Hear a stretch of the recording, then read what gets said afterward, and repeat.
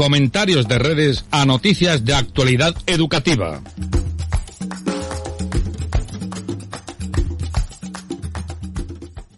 Bueno, tengo al otro lado de la línea virtual a Enrique Martín Criado, que es profesor catedrático de Sociología de la Universidad Pablo de Olavide y también, por cierto, miembro de la asociación El Observatorio de la Educación. Buenas tardes, Enrique. Hola, buenas tardes, Javier. Bueno, hace unos días publicaste en la web Entramados Sociales un artículo sobre confinamiento y educación y pues queremos charlar sobre ese artículo. Pero antes que nada, Enrique, nos cuenta Entramados Sociales. Explícanos qué es esa página web. Bueno, pues Entramados Sociales es una web de divulgación sociológica. Es una página web que hemos organizado, que hemos montado un grupo de investigación, que estamos en varias universidades andaluzas. Y pues la idea de la página web es hacer llegar al gran público un poco los resultados de nuestras investigaciones y también un poco entrar un poco en el debate público, entrar en temas como este del que vamos a hablar ahora a partir de los resultados de nuestras investigaciones. O sea, que creemos que la investigación sociológica no solamente sirve para la academia, sino que tiene mucho que decir en muchos debates públicos y entonces la vocación de la página es entrar, poder suministrar datos de la investigación sociológica que sirvan para estos debates públicos. Vayamos entonces, Enrique, si te parece, al artículo, ¿no? El artículo lleva por título "El confinamiento aumenta la desigualdad educativa y no es culpa de los padres". Esto es lo que has puesto entre paréntesis en el título. ¿Es quizá esto lo más significativo de tu reflexión, ese paréntesis? Sí, yo creo que lo más significativo es precisamente el paréntesis. Hombre, la primera parte es importante, pero es una primera parte en la que yo creo que está de acuerdo pues la gran parte de los investigadores, incluso pues la UNESCO ha alertado sobre los problemas que puede tener el confinamiento sobre la desigualdad educativa.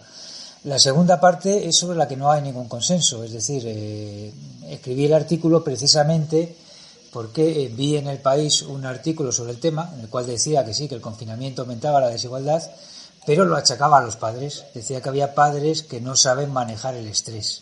Y es un poco en reacción a esta culpabilización de los padres de clase obrera, que es de lo que se trata, contra lo que escribo el artículo. Porque efectivamente ese titular del País yo también lo leí y claro, lo que hace alusión es a que hay una falta de voluntad, ¿no? La idea es que parece que hay una falta de voluntad de los padres respecto a la educación de los hijos, ¿no? Sí, es una idea muy extendida que viene de antiguo, ¿no? O sea, viene de antiguo intentar explicar las desigualdades educativas culpabilizando a los padres de las familias con menores recursos, de las familias de clases populares. Es un discurso antiguo que viene a decir, bueno, si sus hijos sacan peores notas es porque los padres no se preocupan por ellos, o últimamente el discurso en el que se ha transformado el último viraje de este discurso es porque no les dan una educación de calidad, se viene a decir. Y frente a esto, pues ahí tenemos un montón de investigaciones que hemos hecho en otro grupo de investigación en el cual lo que mostramos es que es completamente falso. Es decir, las familias de clases populares quieren que sus hijos vayan lo mejor posible en la escuela y hacen lo posible porque vayan lo mejor posible en la escuela. Por ejemplo, si una entrevista empieza a hablar con madres de clases populares, una de las principales tareas que tienen por las tardes son las tareas escolares de los hijos. Es decir, estar encima de los hijos, estar vigilándoles, intentar ayudarles. Entonces, falta de voluntad no hay ninguna. El problema es falta de recursos. Fundamentalmente, hay una parte que son los recursos económicos, que es un tema que sí ha salido en la prensa, por ejemplo, en el tema de la llamada brecha digital, pero luego hay otro tema que sale bastante menos en la prensa, que es la brecha de conocimiento escolar. Es decir, para ayudar a los hijos bien en los deberes e incluso para enseñar a los hijos el tipo de lenguaje que se valora en la escuela, depende mucho de lo que se llama en sociología el capital escolar de los padres, que es la cantidad de conocimientos escolares que tienen los padres.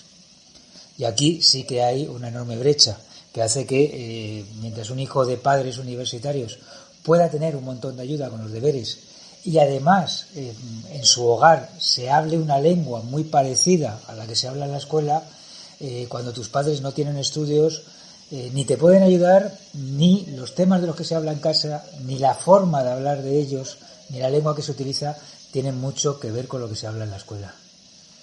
Esas dificultades, Enrique, se acentúan ahora, ¿no? Porque si hay una, digamos, desconocimiento de la cultura, por decirlo de alguna manera, que se maneja en la escuela, del lenguaje, ahora que con el confinamiento hay que manejarse en la enseñanza virtual, quizás también hay más dificultades para manejar ese idioma, diríamos, ¿no?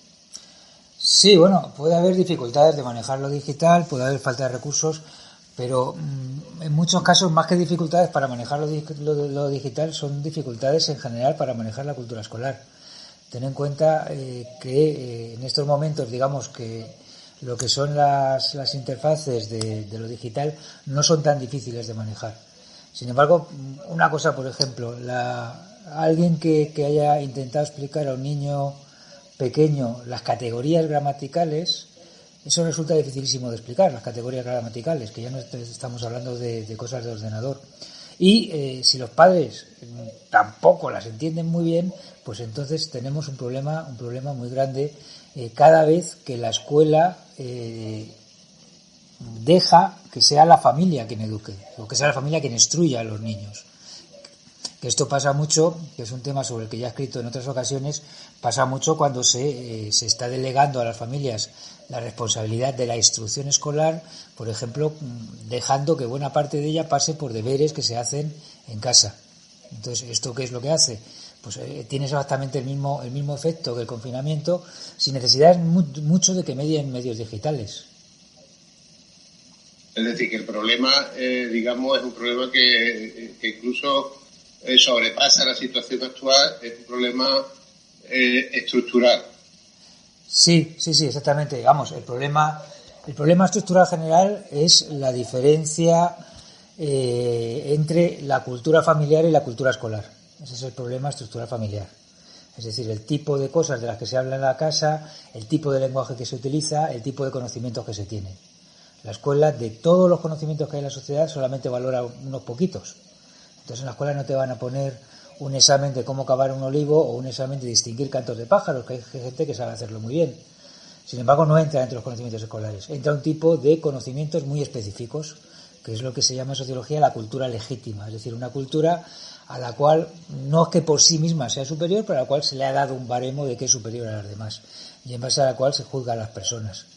Entonces, esa diferencia estructural existe. Luego, cada sistema escolar específico, en la forma en que regula las pedagogías y en la forma en la que regula las formas de aprendizaje, puede hacer que esa desigualdad estructural sea más amplia o la estreche un poquito.